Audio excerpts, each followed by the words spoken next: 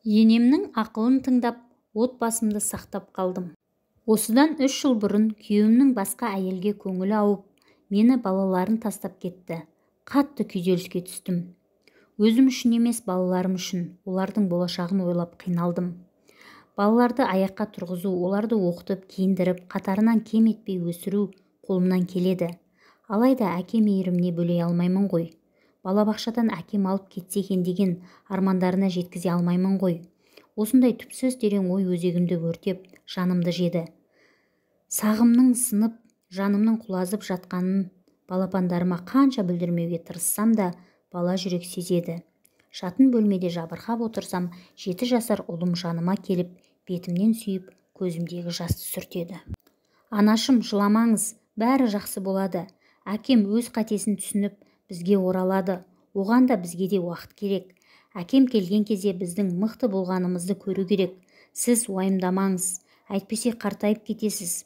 Керісінше әкем келгенде сізді жап-жас қалпыңызда көру керек. Қарындастарыма да, сізге де өзім қамқор боламын. Әкемнің арманына да айналмайтын зәулім сарай саламын. Сіз патшайым, қарындастарым ханшайым болып өмір сүреді деп жұбатқан кезде, қиналған сәтте жанымнан табылатын азаматымның барына сүйсіндім. Ол қыздарым үшін аяғымнан нық тұру керектігін түсіндім. Оған қоса қайын жұртымның қолдауы да керемет болды. Қайын атам қаладағы 2-3 пәтерді сатып, жаңадан ашылған Мөлтекауданнан 2 қабатты үй сатып алды. Біздің пәтерге қайным мен келінді отырғызып, мені балаларыммен бірге өздерінің жанына көшіріп алды. Тұрмысқа шыққалы бері жұмыс істеп ақша тапқан емеспін. Жолдасым Нұрлан екеумізді ата-анамыздың таныстығы қосты. Келін болып келген күннен бастап ата-енем қызындай қабылдады. Тұңғышымды босанғанға дейін жекеменшік емханадағы медбике болып жұмыс істедім. Декреттік демалысым жыл сайын жалғасып, бір ұл, 2 қызды дүниеге әкелдім. Бірінен бірі өткен тәп-тәтті балапандарым отбасымды қуанышқа бөлеп, шаңырағымызға шаттық сыйлады. Нұрлан да әке болғанына қатты қуанып, мені алғашқыдан да зор құрметтеп сыйлайтын болды. Біздің үйде ұрыс жанжал, қабақ шыту, ренжу, өкпелеу, тырысып сөйлемеу деген мүлде болған емес. Ата-енем бірін-бірі керемет құрметтейтін. Олардың әр ісі мен сөзін өзіме өнеге көремін. Сыйластығы берік, махаббаттары адал жанұяға келін болғаныма мақтанамын. Балалар да ата-әжесінің, ата-анасының махаббатына бөленіп өсті. Сосын қайным үйленген соң біздің еншімізді берді. Осы күннен бастап Нұрланның жүріс-тұрысы өзгерді. Алғашқыда оның кеш келетініне жиі-жиі іскерлік кездесуге кететініне мән берген жоқпын. Балаларын бауырына басу үшін асығып келуді қойды. Тіпті таңға дейін көз ілмей күтіп отыратын халге жеттік. Бұл жағдайды ата-енеме айтуға ұялдым. Барынша білдірмеуге тырыстым. Үйленгенімізге 10 жыл толған болатын. Бұл мерекені Алматыда атап өтуді жөн көрдік. Сөйтіп балаларды ата-енемізге қалдырып, сол түн-ақ екеуміздің тағдырымызды қосқан арман қалаға ұшып кеттік. Ұшақтан түскен бойда бізді жап-жас қыз күтіп алды. Нұрлан екеуі қол алысып амандасты. Көлігіне отырғызып, қаланың қақ ортасындағы пәтерге алып келді. Қонақ үйге бармаймыз ба деп сұрағыма күйеуім, сосын барамыз, қазір саған тосын сыйым бар деді. Сөйтіп үшеуміз 5-ші қабатқа көтеріліп, заманауи үлгіде жабдықталған керемет үйге кірдік. Қонақ бөлменің қабырғасында Нұрлан мен бізді күтіп алған әлгі қыздың суреті ілулі тұр. Өз-өзіме өзім сенбей, шатасқан ойыммен арпалысып, көңілім бұзылды. Екеуіне сыр бермеуге тырыстым. Мән бермегендей болғаныммен ішім әлем-жәлем. Оны сезген Нұрлан сөз бастады. Қарашаш, мені кешіре алсаң кешір. Жұлдызды сүйіп қалдым. Қанша ұмытуға тырыстым, бірақ болмады. Сені қатты сыйлаймын, сөйте тұра қиянат жасадым. Біз Жұлдыз екеуміз әріптеспіз. Көңіл жарастырғанымызға біраз болды. Жалақымызды жинап жақында осы үйді алдық.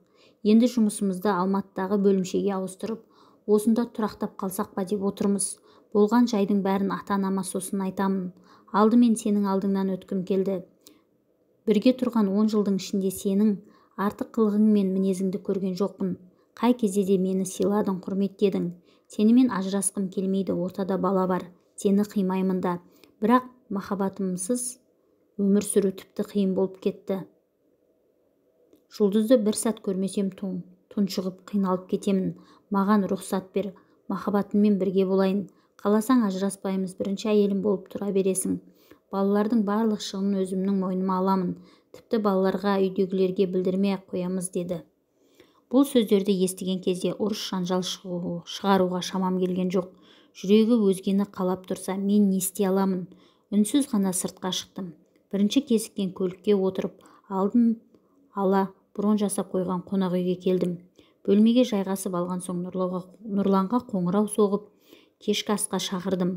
Дым болмағандай ертең бірге кері қайтатынымызды, үйге барған соң ата-анасының рұқсатын алуын, қандай шешім қабылдаса да қарсы еместігімді айттым.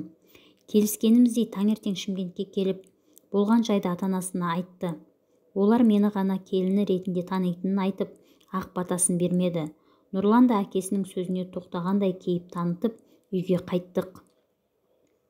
Бір ай бойы бір-бірімізбен сөйлеспей, жақындаспай, қарым-қатынас жасамай бірге тұрдық. Тура бір айдан соң барлық киімдерін жинап, түнде кетіп қалыпты. Артынан абдырап қалғанымызбен іздеп ешкім барған жоқ. Содан бері міне 3 жыл өтті. Ата-енем әкесінің дұрыс емес әрекетін балаларға айтып түсіндірді. Содан бері ата-енем мен балаларымның қолдауымен өмір сүріп келемін. Олар маған заманауи келіншек болуды үйретіп келеді. Қайнатамның қолқалауымен көлік жүргізуді үйрендім. 6 ай арнайы курс оқып жүргізуші куәлігін алдым. Көлік жүргізуді әжептәуір меңгеріп алдым. Жақында қайным су жаңа автокөлік сатып әперді. Аудандағы жекеменшік емханаға медбике болып жұмысқа кірдім. Енем алаңдамай жұмысыңды істе. Балалардың ас-ауқатын, сабағын мен қараймын деп ерік беріп қойды. Жанымда жолдасым жоқ демеп қолдап жүргендер жетерлік. Тіпті күйеуіммен бірге тұрған кезде жағдайым осындай жақсы емес еді. Бір өзінің тапқан табысына қарап, берсе алып, әкесе жеп отыратын едік. Қазір өзімнің жалақымды өзіме жаратамын. Қайнатам мен енем үйдегі барлық шығынды, балалардың киім-кешегі, мектеп, балабақша қаражатын өздері қарастырады. Бұрыннан хабарласпай кеткен құрбыларыммен де бүгінде араласып, бас қосып тұрамын. Оған ешкім шектеу қоймайды. Тура ата-анамның үйінде құстай ұшып жүрген бойжеткендей сезінемін. Десе де күйеу керек екен. Балаларға әке керек екен. Қанша өбектеп бас үстіне түсіп отырсақ та әкелерін аңсайды. Ол жақта Нұрлан да балаларын сағынып бір көруге зар болып жүр. Тек әке-шешесінен бата алмайды. Балалары үшін әдейі Шымкентке келеді, бірақ үйімізге келуге жүрегі дауламайды. Бір сылтау айтып балаларды алып шықшы, сағындым дейді. Бірақ мен ата-енеме қиянат жасай алмаймын. Сөздеріне қарағанда өткен іске өкінетінін, бізге оралғысы келетінін сеземін. Өзі ашып айтпаған соң тықақтап сұрағым келмейді. Оған ешқандай өкпелі емеспін. Қатесін түсінсе, біздің қадірімізді білсе, шаңырағына оралсын. Егер Нұрланның қолына осы газет тиіп, менің хатымды оқыса, нақты шешім қабылдауға септігін тигізер. Мен кешірсем де, ата-енем де, балалар да менің шешіміме қарсы келмейтінін білемін. Сондықтан да қайта келмемін десе, кеш емес екенін айтқым келеді.